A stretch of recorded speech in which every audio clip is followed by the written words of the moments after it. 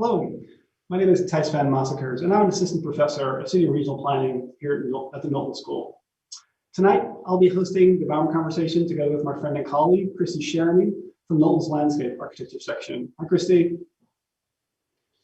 But before we begin the Baumer conversation, it's my pleasure to introduce our guest, Professor Renia Ehrenfeucht, who comes to us from the University of New Mexico, where she is the chair and professor of community and regional planning.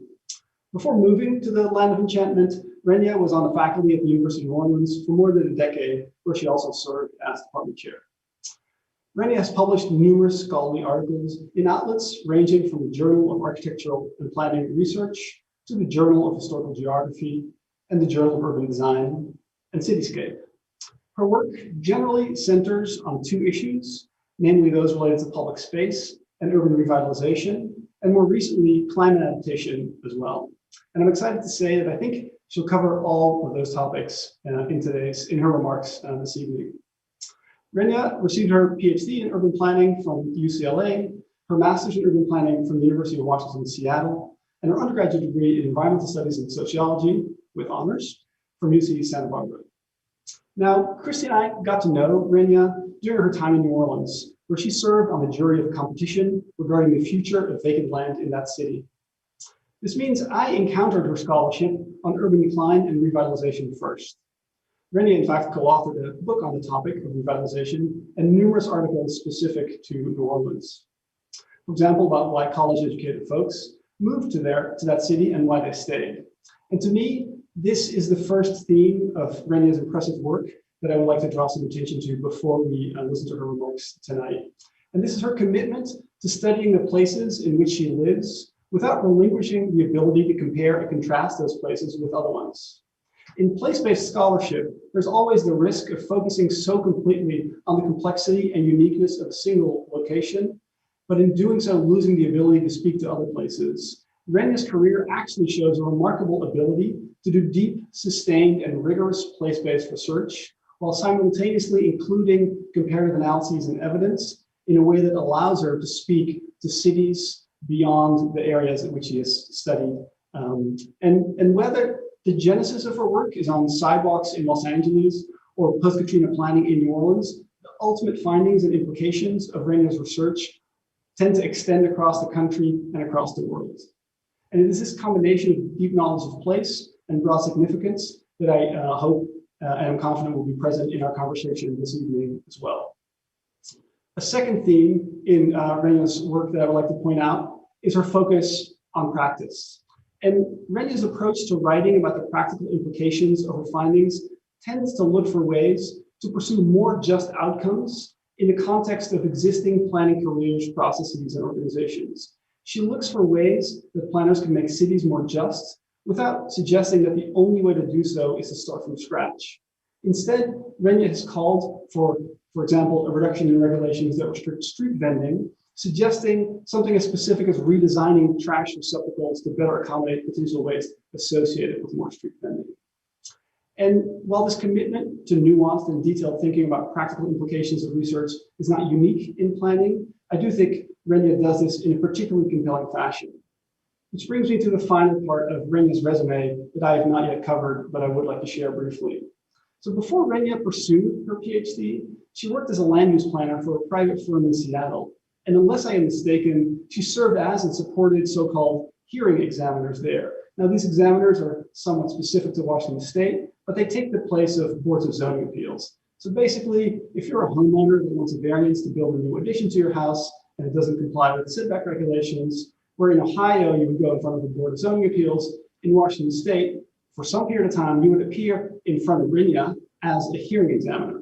And as somewhat personally, someone with some experience on the Board of Zoning Appeals, I can share with you that these meetings are where the most mundane aspects of the broader planning profession meet the proverbial road. Or more specifically, they meet the angry neighbors who don't want you to go anywhere near the road with your ugly addition. Now, Renia worked in this capacity in Seattle for multiple years. And to me, this at least potentially explains Renia's ability to craft nuanced, precise, yet deeply justice-oriented practical implications. But it also raises some questions, like how many variance requests you really have to deal with before you basically start yelling at people? Or is there a chance that you're still waking up in cold sweats from nightmares about zoning hearings where your own neighbor is trying to build a garage that's so big that it just completely overshadows your house? Anyway, I'll leave it up to all of us to pose and address questions during the Q&A after Renia's talk. But before then, I welcome you, Renia, to the Knowlton School and look forward to your presentation on building futures for us all. Thanks, Renia. Well, thank you, Tijs, and thank you, Kristi. I am very happy to be here, and I very much appreciate the opportunity to be part of the Baumer Conversation series. And so I am going to share my screen so I can show some slides as I start my talk. And my talk today is really thinking about hope and optimism, and where we see hope and optimism around really important big issues during a very tumultuous and divisive period. And so hopefully you are seeing my slides, and yes, and so I titled this Building Futures for All of Us, because I fundamentally believe that's what we do as planners and designers, that we're thinking about our collective futures and we're thinking about how to, in a way, get more of what we want. So I do want to just acknowledge, this isn't a land acknowledgement that my department has. And so the UNM was founded in 1889, and it sits on the traditional homelands of the Tiwa people, whose descendants today include the pueblos of Sandia and Isleta. And the indigenous peoples in this area, and you can see here that there's many have deep connections to the land, and have made many significant contributions to the region's vitality and economy. And we honor that legacy and the peoples who continue to remain the protectors and stewards. In my department, in the community and regional planning at UNM, and so we recognize indigenous peoples' resilience in the face of violent dispossession of land and culture. And so we're explicitly committed through planning, education, and research to dismantle settler colonialism. And that is one of our commitments. But that actually leads into this talk today. And so I say that I want to talk about hope and optimism around these really big issues. And what I'm talking about is this continuation of centuries of struggle to dismantle racism and decolonize our institutions. So this ongoing struggle, and as well as things like climate and environmental change. And so this is a photo of what you're seeing is the fires. This is California, but throughout the West. And climate change in many ways is a more recent problem. We can say something that built over the last decade or century and a half. But certainly it is only one part of rapid environmental change, and as planners and designers, we're very implicated in development processes that have led to environmental vulnerability and really thinking about that. So here we are, we're talking about situations that are dire, that the need to act is critical and really acute. And there's a lot of energy, but also entrenched problems, and we are really divided, right? And so that is where we're starting. And so that I am going to reiterate that building our common futures is what we're doing. And I think that this is a starting point in our fields. And I want to highlight that I believe, and this may be to Tijs' point about thinking about zoning variances, that I think even the smallest acts that we do are within our common futures. And private property, private projects, single family zoning, energy efficiency, in a house, right? These are reflecting our shared values, and they're also, they're sort of mediated through our collective institutions. And here, when we think about institution, I'm referring to government at different scales. I'm also thinking to the economy at different scales. And I'm also, and us as people, civil society, social movements, as certainly as one of those images show, that people take into the streets. All of these are our institutions. But these issues, when we look at how we're responding to climate change, or how we have failed to dismantle racism, that our common institutions are not working and they're destructive. And so even as we work within them, We are rethinking them. And this is really important to what we do. And then we are always thinking about the future. And like I said, this is what I believe we do. And in planning, one question you always get is, what is planning? And I always say that we're working to preserve what we value, change what we don't, and get more of what we want collectively. And this means collectively is individually, but in community, and among options that also affect other people with different interests. Like I may want a big garage that is next to my neighbor's property, and my neighbor may not want that. And I really always think it's very important to think of interests more than intent, right? I don't want to harm my neighbor, but I do want something that's different. And so here is the work that I would say is the work that we're doing is to change institutions so that we're getting more of what we want, and so that we're reducing these destructive forces that are just so prevalent and very visible, and yet at the same time, our day-to-day lives are actually reproducing it.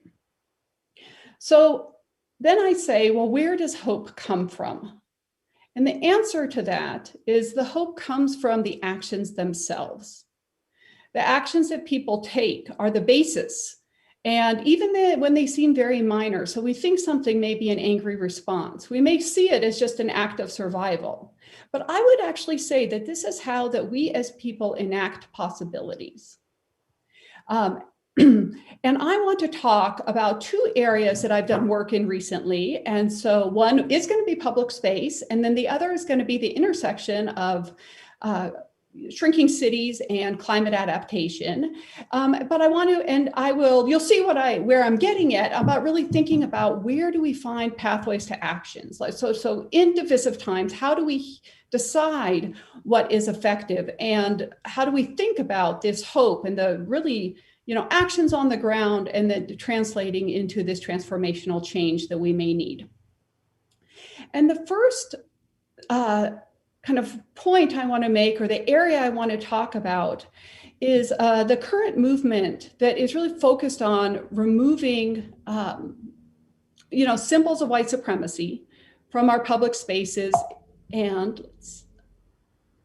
particularly monuments. Now, monuments, in many cases, in most cases in the United States, are statues of people. So this is Juan de Oñate, who this was a installation in Albuquerque. And he is a very, very brutal Spanish conquistador. And he has become representative of Hispano culture in New Mexico, in Texas. And so kind of many statues commemorate him. And here are 4 Confederate sculptures that have been removed, monuments that had been removed in North Carolina in the last years. And so in many ways, we're looking at these, and there's some symbols, and oftentimes, unless you happen to be particularly interested in this kind of sculpture, we walk by them and we don't think about them, right? You don't look at this and say, oh, I wonder who that person is, and that reflects my values. But by the very fact that they are in our public spaces, that they continue to reflect our values, and it's not just historical. This is where the tensions are rising that I want to talk about. So over the last 5 years, in particular, hundreds and hundreds of mostly Confederate monuments have been removed from our public spaces. Buildings have been renamed. Some streets have been renamed. A small fraction of all these monuments that actually continue to exist, right? So we've done a lot. We haven't done, gotten to the place that we have decided to remove them all. And I want to talk about the politics of that removal to get to a few points about what this means for us in public spaces.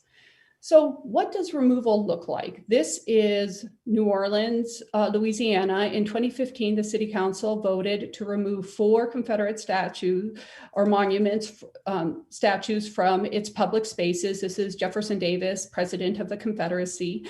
But there's many points about this image, though, that I think are important. One is, look at it's nighttime. That was intentional. They were trying to do it under the darkness of night, so nobody noticed when it was happening, not announcing it, not making it public.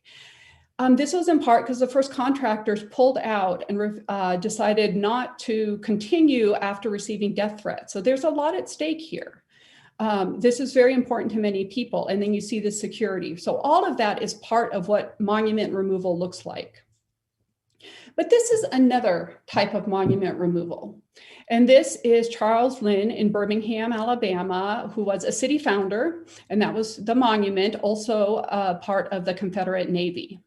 And this was in 2020, that in one of the events that followed the murder of Mr. George Floyd, this monument, this statue was toppled. And then the mayor said, well, we will finish the job, that he's not going to be returned to this public space.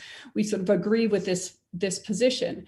And the interesting part is, right, one is this formal state action. One is an action by people that could also be interpreted as vandalism or destruction of private property or public property. And this is where but there is ways that we can start thinking about this that helps us interpret and helps us, decide these pathways. So since the 1960s and even before, racial justice activists and civil rights activists have been really pushing against the white supremacy in public spaces, particularly through demanding monument removal. These demands were renewed and gained momentum in 2015 after a white man murdered 9 people in the Emanuel African Methodist Episcopal Church in Charleston, South Carolina. And this church itself was not randomly selected. It had long been a center of civil rights organizing, and it's one of the oldest Black churches in the United States. Now, of course, people were outraged that this happened, and of course, and turned to this individual and then sort of white supremacy as a movement, but it's not a singular act. I mean, what white supremacist groups had been growing in strength and organization since the 1970s. So there was that one way of interpreting it. But it also highlighted the ongoing acceptance of white supremacy in our public spaces, let's just say as a part, like in our public institutions, but really focus on the public space connection here. And that became a focus, that it was a way that we were reflecting our common values, and that common value was upholding people that symbolized racism. Now, racism and this acceptance of white supremacy is very visibly experienced in the United States in premature death in Black and Brown and Indigenous communities. So we see this so clearly in the pandemic. People in communities are being infected at higher rates and dying at higher rates in Black, Brown, and Indigenous communities. When we say something like underlying conditions, also health inequalities, right? That some communities have more of these other health situations that make them more likely to die from COVID. And that these are induced by stress and unjust resource allocation. So many of these really intersecting what we do in our work, like some of the inadequate wages, wage inequality. Black women make 63 cents on the dollar to white men. Inadequate housing, lack of access to good quality food scarcity. During the pandemic, in one survey, that 1 out of 3 households with children under 18 was facing food scarcity at times. Premature death in some communities also is reflected in higher rates of violence and higher rates of suicide. And very strongly, premature death, and something that we will stay focused on here, at the hands of the police and sort of being affected by our institution of surveillance. And so this, kind of brings us, if that was 2015 when we saw one, kind of really strong focus on monument removal. These calls were renewed last year in 2020 after George Floyd was murdered by a Minneapolis police officer. And so here we are talking about the death of people coming in a collective, shared, public, common institution. But I want to highlight that it's not just policing as an agency or one form of public action, but this broader institution of surveillance, which policing is part. And if you remember at the time, in this really short period of time, George Floyd was killed. Breonna Taylor was killed in her own home. also, Ahmaud Arbery was killed not by the police, but by others who saw him, thought he was out of place, right? Followed him, and then they murdered him. And so if we think of this, and it's only like too many others. This is 3 people. In fact, one of my colleagues here at UNM taught a policing course last fall. And over the course of the semester, Albuquerque police, there were 3 shootings of people of color in Albuquerque just in that 3-month period. And so this is something that is a very important way of thinking about premature death, but also, like I said, that it's really kind of connected to this broader, a broader pattern of surveillance. And this is really important for us as designers and planners, because this is when we are starting thinking about how we make places inclusive or exclusive, what activities, what people fit in. We are contributing to this network of surveillance. And so that's what I'm saying. It's a very common institution, right? It's one of our collective institutions, but something that's not just the police as the kind of formal way we think about policing, but the broader surveillance that's at work here.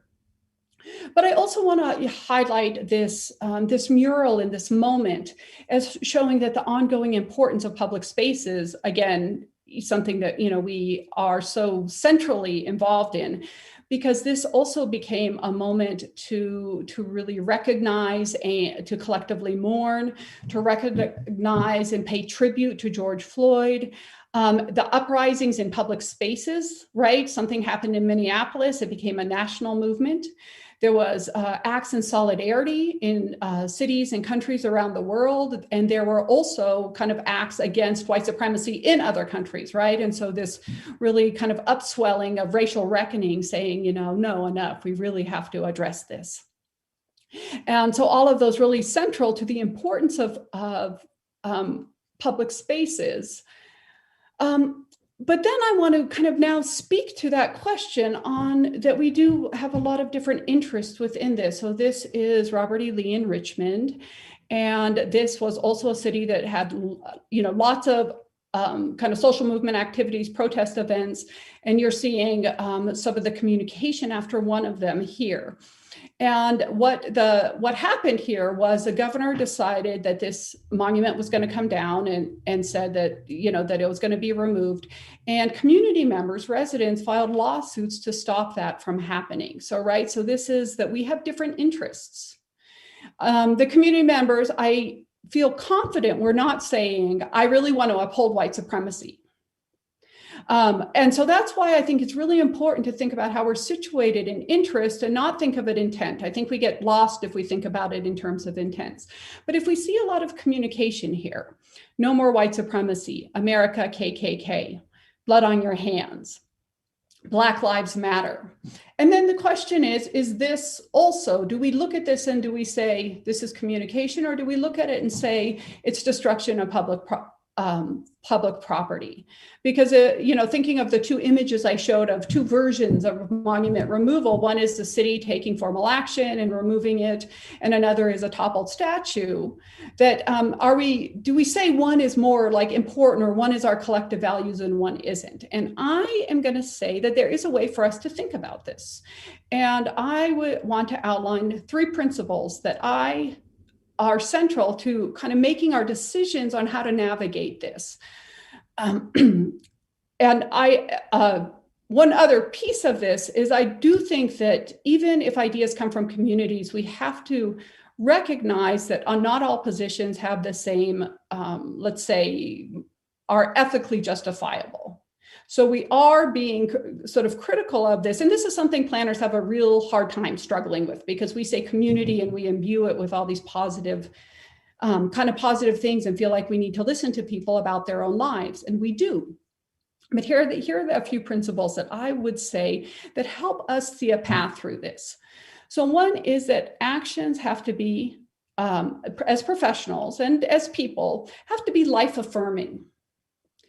And as I said earlier, racism is not life affirming. It is leading to death. And so that alone to me actually says there's a path here. There's a right answer about this monument. But A second one that I will talk about in my second example is that we need to, and not so much here, but I want to highlight it. I want to let you know all three together. We prioritize multifaceted ways of viewing prosperity and well-being over profit or over efficiency, right? So this is a very, that we really have to be centering how we think about well-being. And the third, and this is the one that can be the most complicated, is that we have to elevate or listen to the insight from those who are most adversely affected. So as we're talking about this, those communities that are experiencing premature death, because people in these communities understand the situation more accurately. They have expertise that, let's say, I as a white person do not have until I learn. I have to learn how to see.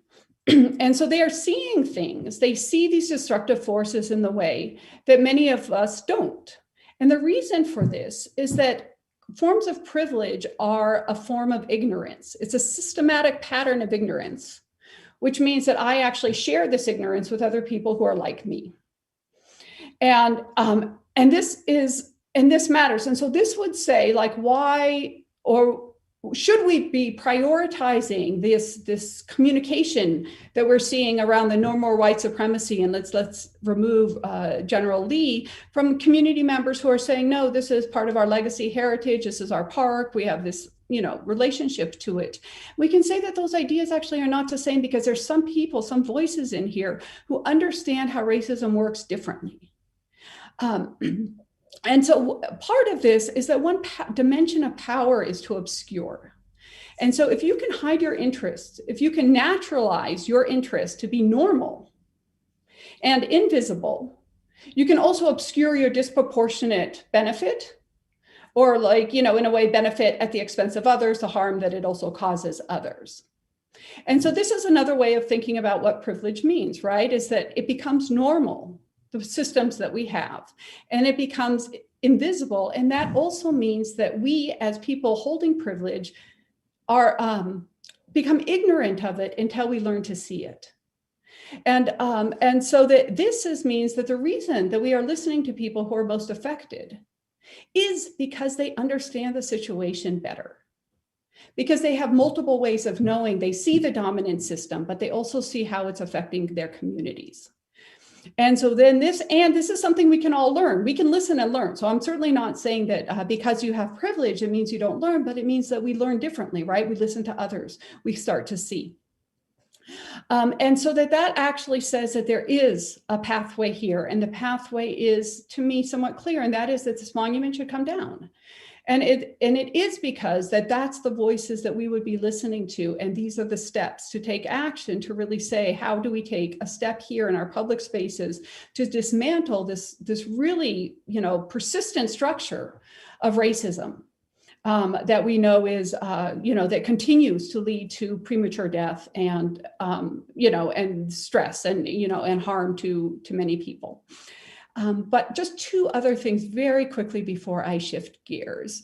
One is that when we're talking about Confederate monuments, many of them were put up earlier in the century. And so we feel like we're talking about history and legacy. So this is another depiction of Oñate. And this is the El Paso Airport. And this sculpture went up in 2007, or this monument.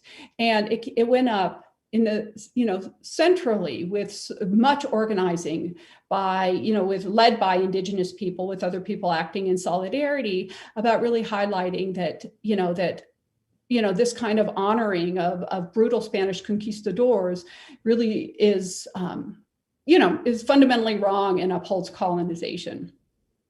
But it went up anyway. So saying that this is, our histories are now, and we're going to be having this discussion about how we're monumentalizing and for the future as well. And so thinking about this, we're not just talking about our histories.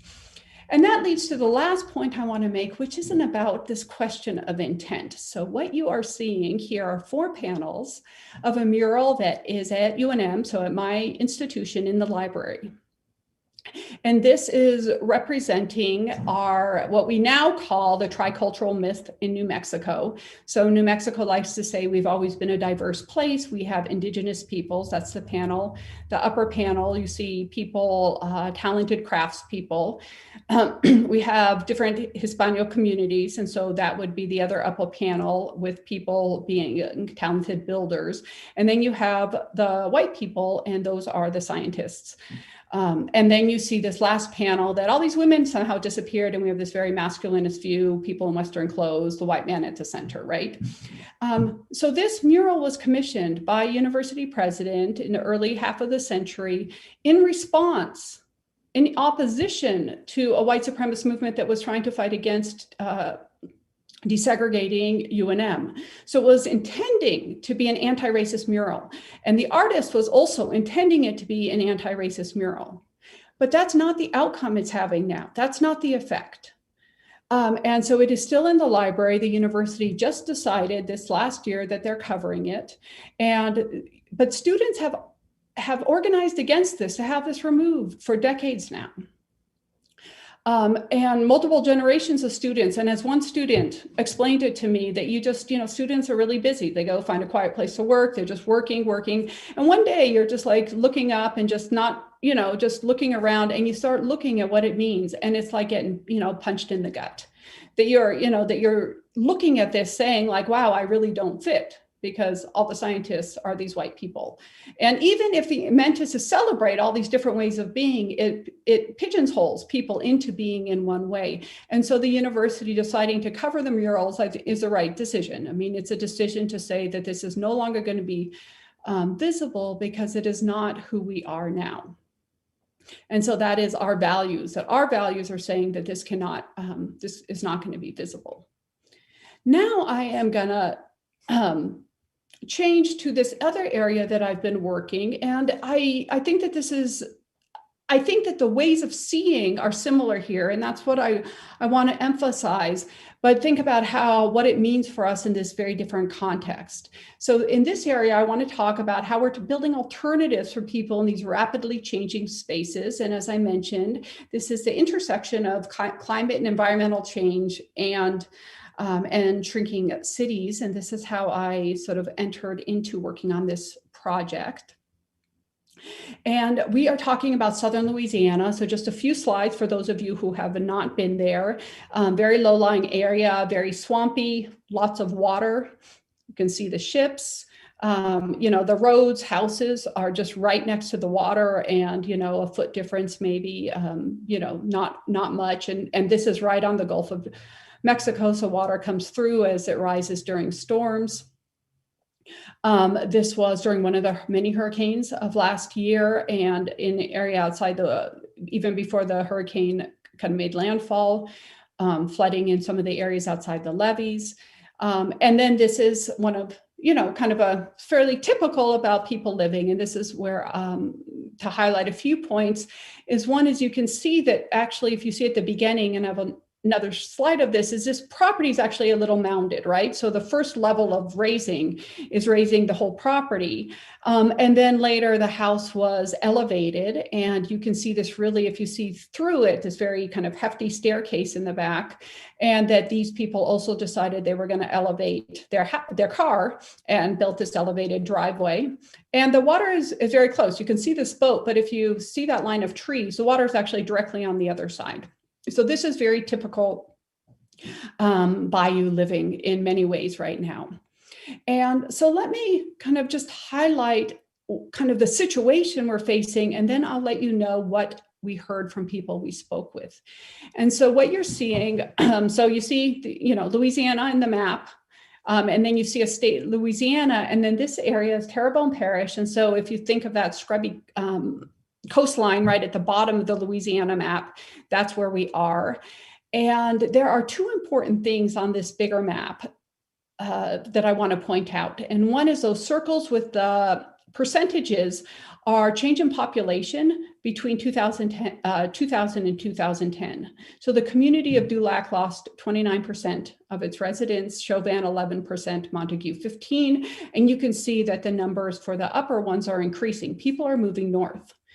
But the flip side of that means not everyone is, right? So there's the other 71% of people who are still there. The darkest blue, or that most saturated area, if you think in the area of the coastline, is already areas that the land is gone, right? So coastal erosion already happened. That mid blue, or the mid saturation, is anticipated land loss by 2067 if there's no action. And I will say rebuilding the coast is very slow, and this is actually happening faster than anticipated. So a lot of that is going to be land that's going to be gone. And so that white at the top was anticipated land that will be available for people to live on. And so then my colleagues and I, what we are doing is we're talking to people who live down on those little, yellow strands down there, or the roads that go down into the bayous, who are living down there still. And then some people that moved. And the question was like, sort of in a sense, what do you want to happen? And let me give you just a very quick summary of why we're doing this, and then what people were saying, and then I'll show you a couple slides about it. But one is that we're doing it because many planners and public officials, they're saying, well, people are really in harm's way, and we have to rebuild infrastructure every time that there is a hurricane, or there's severe flooding, and fewer people are living down there. This is kind of an impossible situation. We want to do some buyouts and buy people's property and have them move north. And we come into the picture because it was like, well, talk to people and think about, would they take a buyout? Are they interested? What do they want to happen? And that's where we come in. And what do people tell us? They tell us they want to stay. And they say that we know there's no future here. And we don't want our kids to come back, and our kids don't live here, and our grandkids don't live here. But I want to live my life out here. But over the course of a conversation, we talk to people for an hour, sometimes longer. And they would say, but if we flood again, I don't think we're coming back. But you don't know that you're going to flood that severely any given year, right? So people are saying, I have 10 more years, I just want to be here for 10 more years. And they're taking lots of actions to stay. And so this is where I, really kind of thinking about this is that, that elevation and the building of the garage, right? Or building that elevated driveway. So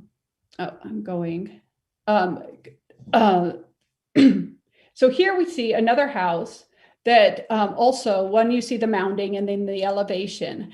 But this is just to protect people's privacy, we don't show the same quote with a house, but here's somebody else who's telling us, like, when I built my house, built his own house, got $15,000 worth of dirt under it. And at that time it was high, I was the highest one, and now I'm one of the lowest. And one thing that came up in every interview was people talked about the multiple things they were doing to stay. And that was elevating multiple times. It was building, stairs. It was as water flow changed, they're building berms, they're regrading their properties, they're covering up, kind of drainage canals. They're doing all these things because they are actually taking lots of adaptation measures to stay. And then the flip side is that the world is changing and they may not be able to stay for many different reasons. And so this is one person, and we heard this again and again, is said, like, my father-in-law has trouble with his back and knees and just had a heart valve replacement. My mother-in-law suffers from these mini strokes, and she's pretty much in a walker, and they're about 12 feet off the ground. So there are these small, like here, like you have an example of one that lifts. Some of the lifts were never designed to carry people. Many of them don't work all the time. And people feel very nervous about them. For some of the elevation money wouldn't cover the cost of lifts. So people would then, kind of rig something later. And it had many other implications because then they have this, in a way, unpermitted lift and they can't get insurance. And so just this really complicated situation, but also the real difficulty in living 12 feet up as people were aging. Like they were like, we went up in, after Hurricane Rita, so about 10 years ago now, like 2008, 2009, and 10 years later say, I don't know if I can do that. So now this is kind of where we end up in this, like sort of what to do here. And here are my sort of quick summary thoughts on this. So we are listening to people, they want to stay, they're adapting in place. There may be a moment that they want to leave, But they don't know when that moment is. And then the other thing that people said again and again is that we are not going to transfer title of our property, and felt very distrustful of government. And many people said, like, either one, you're going to just take the property, it'll be rebuilt, and we're going to sell it to rich people to have camps, or it is going to be, sold to oil and gas sort of companies. And while that may seem unrealistic, there actually are these corporations who are going up and buying up a lot of land. And some of them are clearly associated with oil and gas and others not. And so it's actually not unreasonable. And so here we start thinking about these principles and what, that I put forward earlier. And here are my, kind of how I would apply it in this situation. So why do we have land loss here? I mean, oil and gas exploration is certainly a big driving force, but that was permitted, right? So, kind of public sector involvement that allowed this to happen. There was no enforcement of restoration afterwards. And so again, so there's a lot of, in a way, people who could be held accountable. The frontline communities, though, did no more than the rest of us did to contribute to climate change, to the more extreme weather, to this land loss, even if they worked in oil and gas, right? Because we are also participating in that, because most of us, none of us are free from using oil and gas in our lives. And so that if we think of this, that we're saying they're more adversely affected.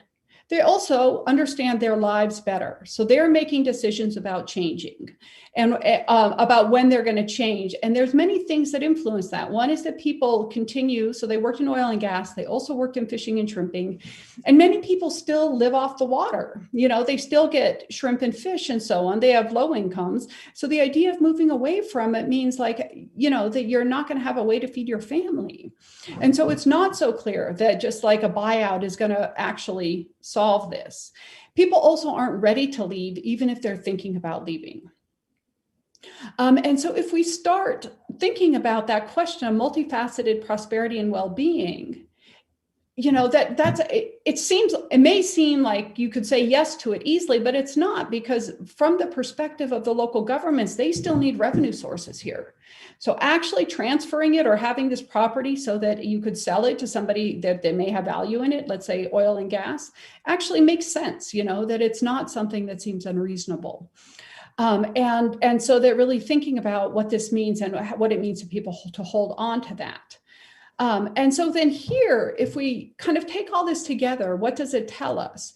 And one is we're looking at everyday action, and we see the hope in the ways that people are building, and they are making the best out of limited options, right? So something that we're all doing. So if we don't actually just see this through a view of vulnerability, get people out of harm's way, or think of it as barely surviving, but instead we're saying people are envisioning alternatives and enacting real possibilities, then we think about how do we broaden that? So it's not a buyout. A buyout, I would say, and my research team says, is that we think that just saying that we're going to buy a property doesn't really reflect what people want here. They need flexible resources to make decisions when they're ready to make decisions, and to make many decisions, to make their house safer, to get a lift so that people aren't trying to get up 12 feet of stairs if they are usually in a walker, and then at the same time still be able to move when they're ready to move. And I would say that this is something that becomes really seeing this as learning from the ground. So Eve Tuck has challenged researchers to think beyond to research to think beyond damage-centered narratives, right? So that we see people as vulnerable, and then we see actions we take are protecting them. Or we see them as broken, like community problems, and we think about fixing it. And to stop using that framing. And recently, Laura Harjo and Heather Dorries in planning have really said, like, what does this mean for planning and design? And we see it's really important that instead of saying, like, people are going to be subject to harm, how do we see how people are enacting their futures? And then how do we work to bring that forward in our work as planners and designers? And so here is that I want to, as we think about this, I want to introduce one concept, and that is the concept of like reparative policy, or programs like reparations in this. And so that is making amends or responding to and trying to rebuild things that were how people have been harmed, how they've been wronged. So if we think about policy, not to, in this case, is just buy your property, but how do we make something right by somebody who is in a situation that they are being adversely hurt? We often, when the word reparations comes up, often in the United States, it's specifically around thinking about responding to the whole institution of slavery. But I think that the idea of really thinking reparative policy, we're really talking about how do we make things right? And as I said, that this was, kind of public sector action as well as oil and gas in these that are making these frontline communities at risk. And so I'm just going to actually give one slight example of something that I think that is easy to see that there's real possibility here. Like, this is not pie in the sky thinking. This is actual, like, real possibility, is that in that community of Dulac, we spoke to many people who are members of the United Homo Nation. The United Homo Nation did not have tribal land, but people had property. And now they're moving and they're scattering. And one thing that one of the leaders said very clearly was what they would like is land for their people. And ideally, that would be land that also people could come and live in. So there could be a community again, but even land so there could be a community center and a center of that. And so this is something that it's not that there was tribal land in Dulac, and so therefore there should be elsewhere, right, if Dulac land disappears. But saying that actually a reparative policy could say, like, yes, the people are saying, what do I need to do to move and to make the best out of my limited choices? And that would be one pathway. So I am going to end here, and I just want to end on a couple, just reiterating that there is so much hope in the action. During tumultuous times, like, there's so many things going on, and we need to see that as all the real potential, and possibility. But also we are talking about dismantling really destructive forces. And so every action needs to be building. And so one piece of that, and certainly I focused on today, is how do we, in divisive times, in times when people have really different perspectives, how do we think about that? And I say we act on our principles, and I laid out 3 that I think are really critical. But I also want to kind of highlight in design and planning is that we are always moving among stakeholders. And so we have the possibility to be seeing, to be listening, to be understanding what people are doing on the ground, and taking that and saying, what does that look like in a policy or in a program? Or what does that look like in a kind of a redesign or a new form of monumentality, right? So we can take this, and I just, the one last point is, this is a long game. And so it means that, that every one of those steps matters, and we keep taking them.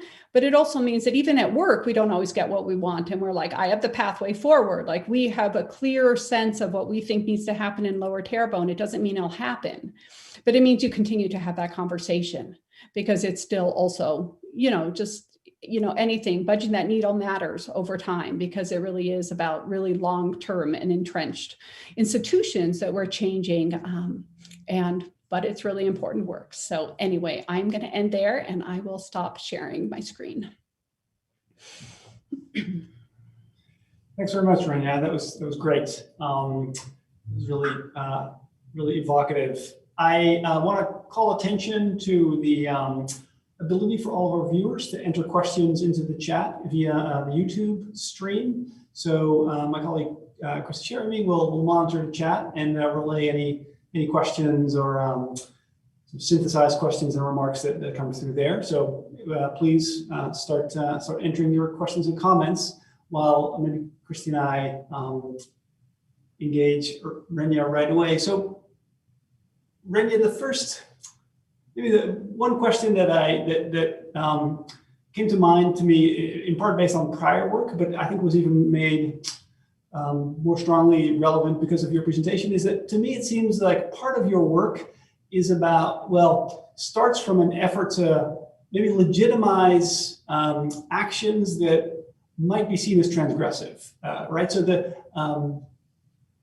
spray painting of a memorial might be seen as a transgressive act, but you're in fact in today's talk, saying not only should we legitimize it, we should understand it as an expression of hope and perhaps a direction for the future. And I think, to me, the lift, the elevator, is similarly perhaps transgressive of existing elevator regulations and codes, but you're inviting us, in fact, you're sort of telling us, based on your principles, that we should think of this not just as a legitimate transgression, but as an expression of hope about a future. And this I think, kind of line in your work, I at least think of this as going back to your book on sidewalks, where part of what you write about is street vending as a legitimate activity on sidewalks that should be less regulated than it currently is, and in fact should be prioritized as a means of survival. And again, there you're sort of suggesting not just legitimating it, but perhaps reassessing it more thoroughly. But I think in all three cases, your principle, for example, of listening to those most effective is directly relevant to planners. I mean, many planners interview stakeholders as well, and can, I think, listen more carefully, particularly when it comes to those most affected.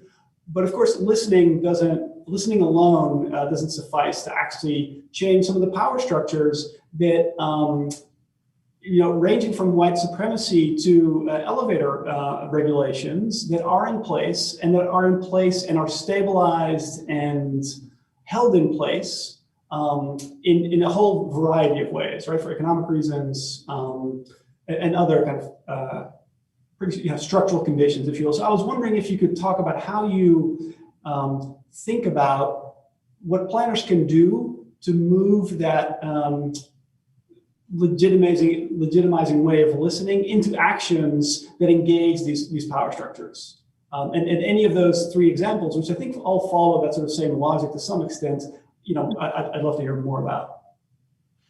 Well, thank you for that question, because I do think it's a very critical one. Is that one thing that we do in our role as professionals, so as planners, and I think as both planners and designers in different roles that they are, is that it really is sort of seeing things and translating it for people in a different, who are kind of working differently. And so one is I do think that is a very critical role. So continuing to have the conversation. And that can be something like you have a client who doesn't care about energy efficiency, and you're just like saying, hey, but this matters, right? That you continue to bring it up, and you don't bring it up and saying like, hey, I'm fighting you on it. It's making these things visible that otherwise would not be visible. And thinking about how the perspectives of different stakeholders. But I also think that if we're listening carefully, we see paths that we otherwise don't see. And we realize that some of the institutions that we think, or processes that we are claiming are very stable, in practice aren't. And I will say that one kind of set of controversies that speaks to this is something I looked at when I was in New Orleans, and it was street art kind of tagging controversy, but it was one that after Katrina, there was lots of vacant property. And New Orleans actually was a shrinking city before Katrina. And so Katrina was a hurricane that hit in 2005, and it flooded 80% of the city. So you already had a city losing population, and then all these houses flooded and people were deciding what to do. And some people would come back, and then other property was just about falling. And then you had all these street artists that came to New Orleans. And at first, people were talking about the tagging on buildings being like the tagging was the problem. But over the course of this period, it started being a discussion and a reflection on property, right? Like it became saying like, this is, there was one person who also has done work in Detroit and other shrinking cities, and it's harsh, like the word harsh. And people were saying, yeah, it is harsh because I have to live by this abandoned property. So that it starts speaking to it. And it wasn't really that you're violating this property norm by tagging the property, but about saying that property was a living part of my life. And I think that even like thinking about what it means for something like as rigid as insurance, like even that, when you actually understand what people are doing, that there's flexibility in it, and the flexibility ends up being in people's formal and informal interactions. Like people showing up and looking the other way because they know someone needs a lift, even if it looks unsafe and is unpermitted.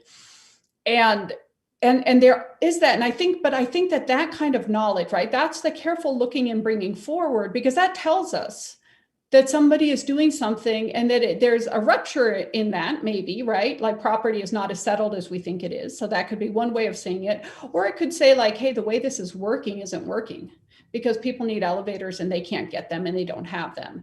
And so that I, as a planner, then I move that forward and say, how do we rethink our system to make sure that if people are living 12 feet up, that they can do that comfortably? And so that is something I think is really critical. But I don't want to lose fact is I think that we should be looking at things that seem transgressive and ask ourselves what they're doing.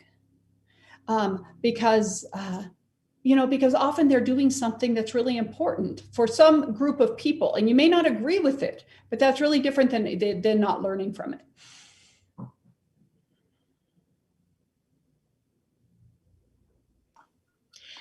So I have a question for you about time.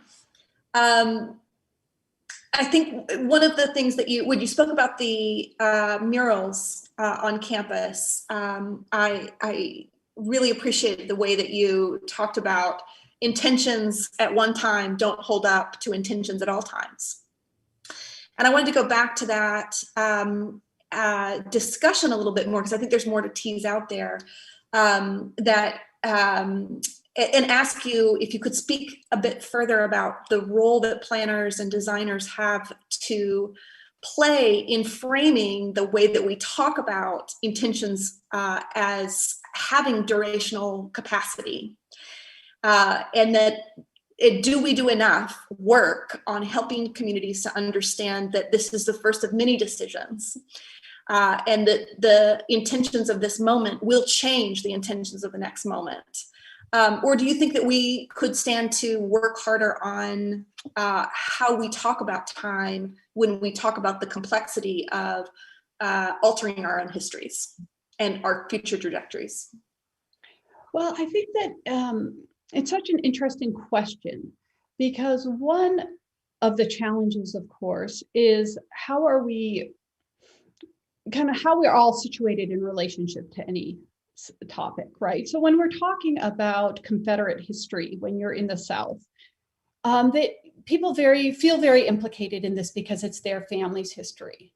But that is not one set of responses, right? We can think about it in a lot of different ways. And so I do think one of the challenges in this is how are we framing things that people see themselves in it, right? So that any of us can be part of this rethinking. But how do we do that in a way that is actually working to dismantle racism? And, in the case of thinking about monumentality, so I do think that the principle has to lead, and I think that we should always be working to work together without having a sense that everything can be consensus oriented or that we will get there. So I do think that principles have to lead over consensus, but that shouldn't stop us from having these conversations around who we are in relationship to these histories, and what does that mean about how we're situated today and how we relate to them. So I think that part of time is very important. I think there's a different piece of it, which is how do we think about building things that last and matter, like not getting into sort of the sense that somehow we should be building, designing and developing buildings that are only going to last 20 years. I mean, it's just such a wasteful system. And at the same time, still reflecting on the fact that people's, what they're going to, want and need and how they see a situation is going to change. And I think that's also that type of contextualizing our time, I think, is complicated. Right now, I certainly hear, we have in the conversations in Albuquerque, people repeatedly say, let's just not have these images of great individuals. that we need to have something that's different than that. But that will also be very time specific, like installations that are meaningful in other ways, but don't kind of aren't embodying someone who may be interpreted differently at a different time.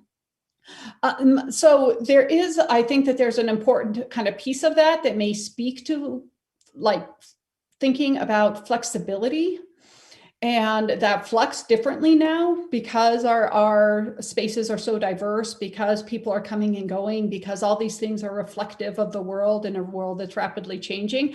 And maybe we need to do some hard thinking on what does flexibility and what does flux mean in the way we do our work, so that we can really create, maybe some shared intentionality, at least around understanding how things are going to be, that shared intentionality around transformative change. How's that? Yeah, that's great. I mean, one of our audience members noted that there is throughout the talk, there was a kind of difference in nomenclature that you used when talking about statues versus talking about monuments, or the use of one term over another. And I think that there is a sort of flexibility that's required as a statue shifts to monument or shifts out of monumental status.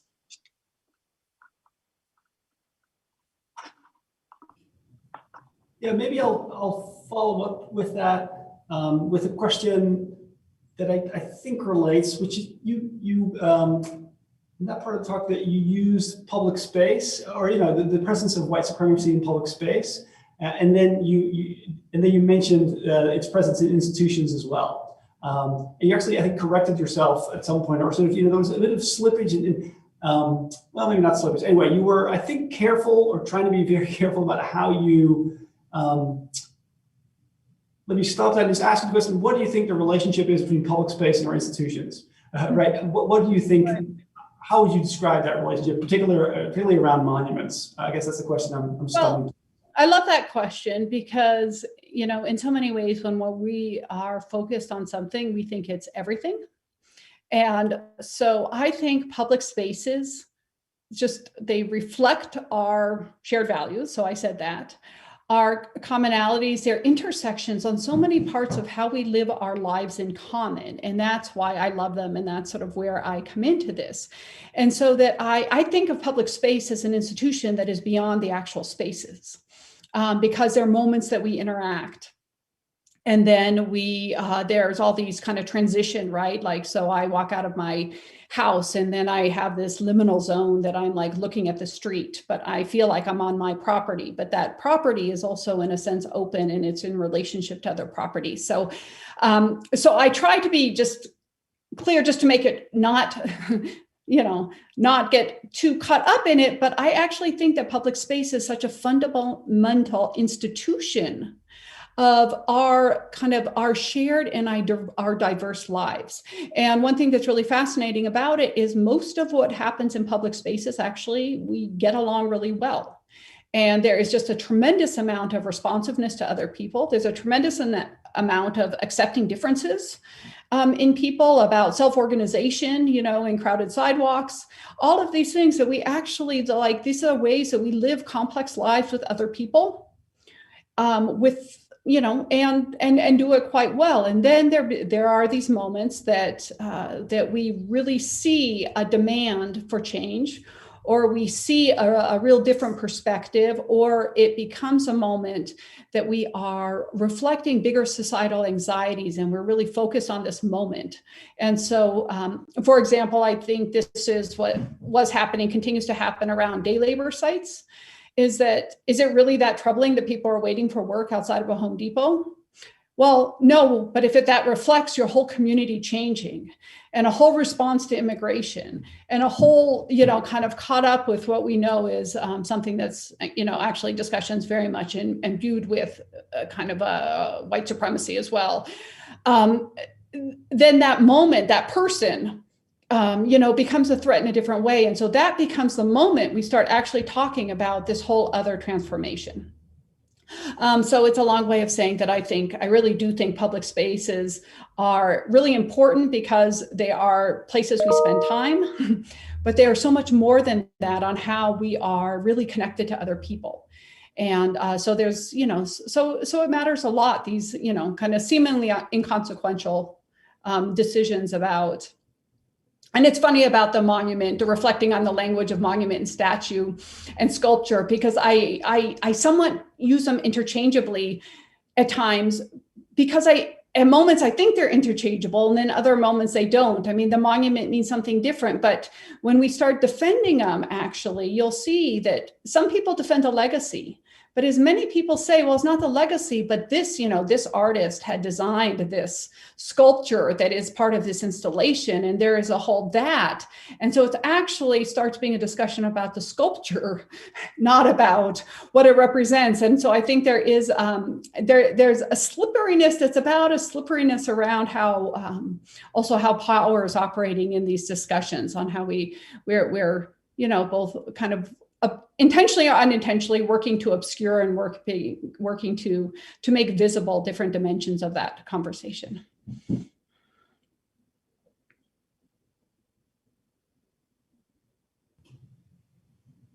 I think in the interest of time, we have about 5 minutes left, if I have understood the agenda correctly. So maybe, Kristi, if there are any questions from the chat that you'd like to bring forward, I'd love to get those voices in. Yeah, the map of Terrebonne Parish was fascinating. Both personally, I have family in Chauvin and Dulac, and so it's always amazing to see where those demographics sit. But could you speak a little bit more about the percentage change in the shift north, and the extent to which those shifting north are breaking out according to age? Is it younger people moving north? That it is definitely younger people moving north and younger people moving out of the area. So actually, so we do see this. So the people who are staying in the communities have a tendency to be older. Some people are retired, and so they are not planning on moving for work. And the moving for work is the number one conversation that people have. And although there is a move north in Terrebonne Parish, there is also just a move out of the region, because once people decide to move, once they're looking for work elsewhere, they're not simply going to that northern big city, which is Houma.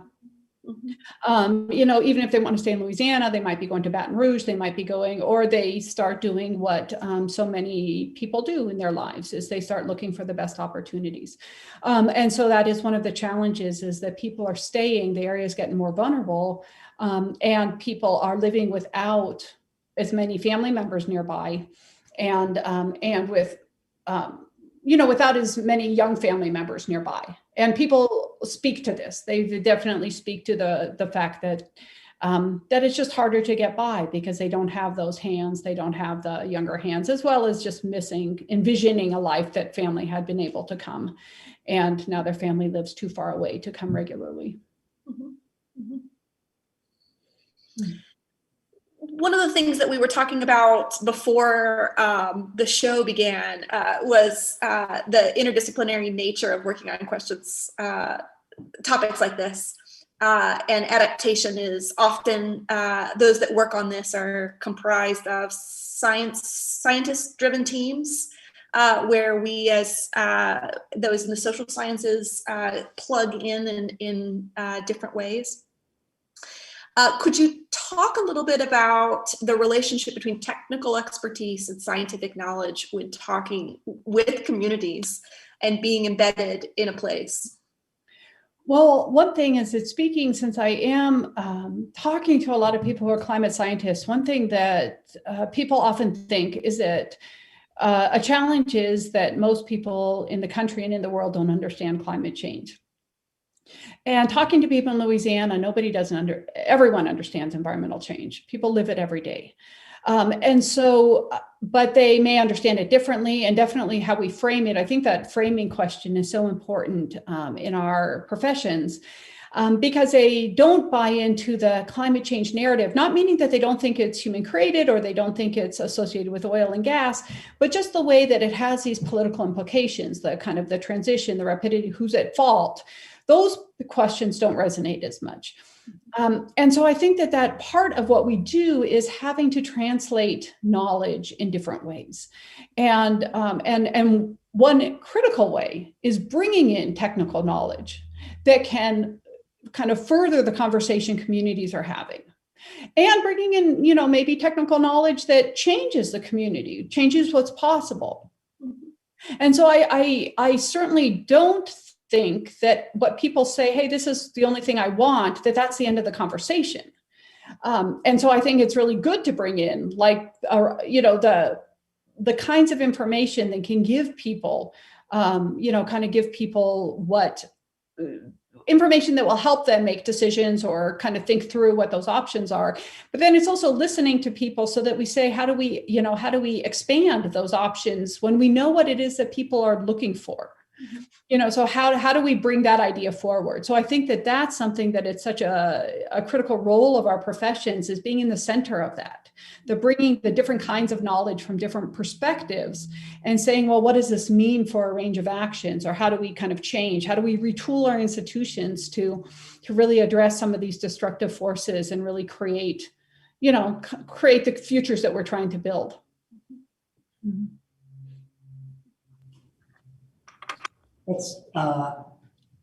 That's a really neat sort of definition of planning, right? So bringing together these different forms of knowledge, and I really appreciate that. I think, at least based on my clock, it's 6:45. So let me take this opportunity again to thank you very much, Renia, for spending some time with us today. Love your work, and we'll continue to follow it closely. Thanks to you as well, Kristi, and I hope to see both of you at some point in the future in a less digital format. Thanks again. Really, really great to listen to you. Thanks. Great. Thank you all. Great being here. Thank you.